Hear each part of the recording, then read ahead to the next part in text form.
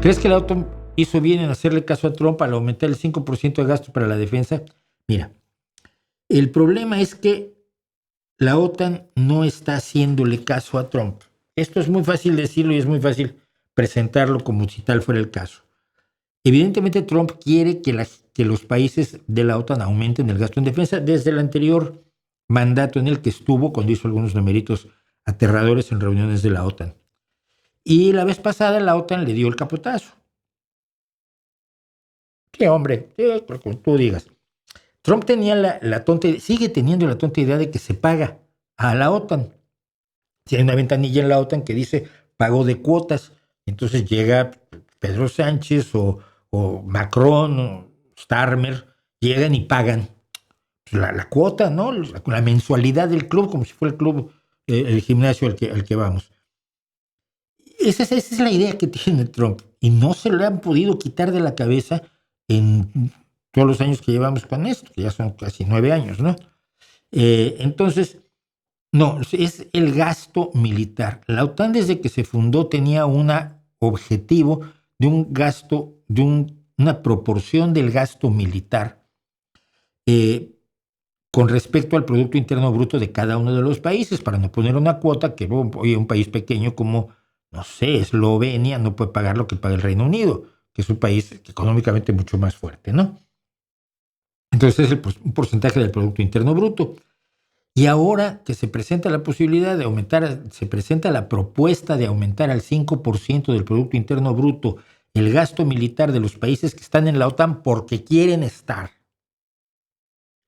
Todos los países han votado a favor. ¿Por qué? Porque Trump les dijo y todos son unos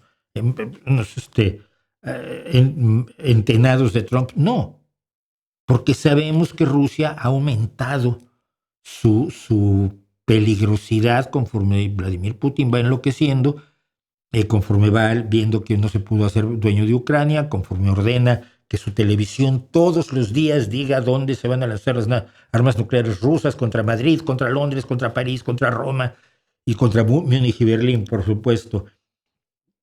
Y que sus filósofos anden diciendo, no, porque todos los europeos habrá que matar a todos los que se opongan y los que no se opongan serán siervos de nosotros, que somos los superiores, los rusos, pues somos el pueblo elegido. Bueno, todos los pueblos quieren ser el pueblo elegido.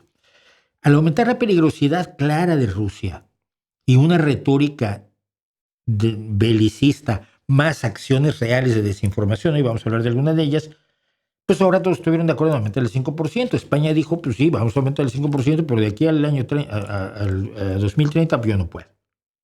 Porque no quiero retirar dinero de cosas que son necesarias socialmente para pagar, para dedicarlo al armamento. Entonces, no es que la OTAN le haya hecho caso a Trump. Yo no sé cuánto sea bueno que sea el gasto de defensa. Están hablando de que el 5% es 3,5% en armamento y 1,5% en los elementos alrededor del armamento que hacen que el armamento funcione, incluidos salarios y beneficios de las Fuerzas Armadas de todos los países de la OTAN. ¿Ok? Vamos a empezar por ahí. Pero nadie quisiera gastar en armamento. Si lo haces es porque estás obligado.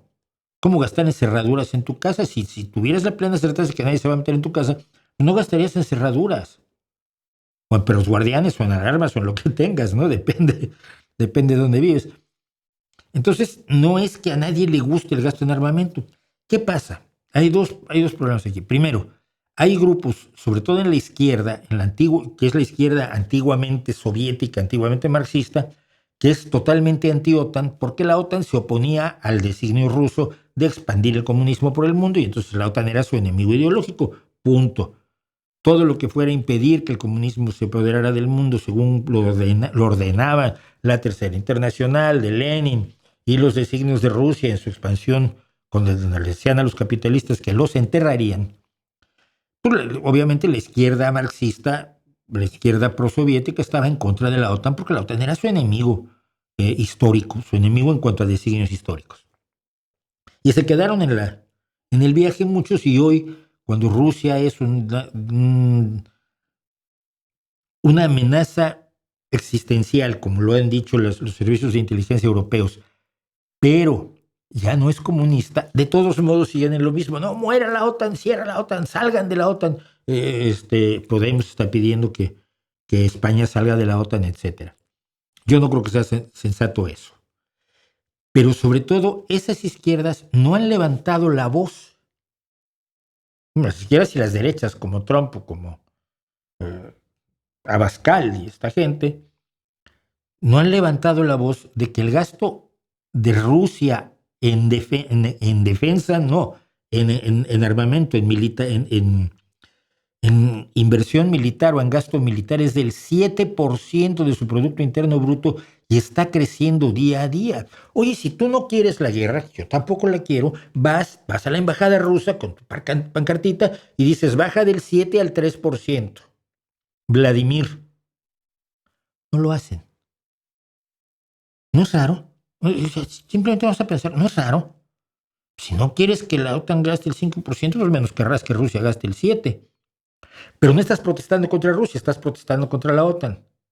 La OTAN está amenazando a Rusia y metiéndole espías y desinformando a través de sus medios de comunicación. No, ni hay medios de comunicación libres en Rusia ya. Entonces, ¿quién amenaza a quién en este momento?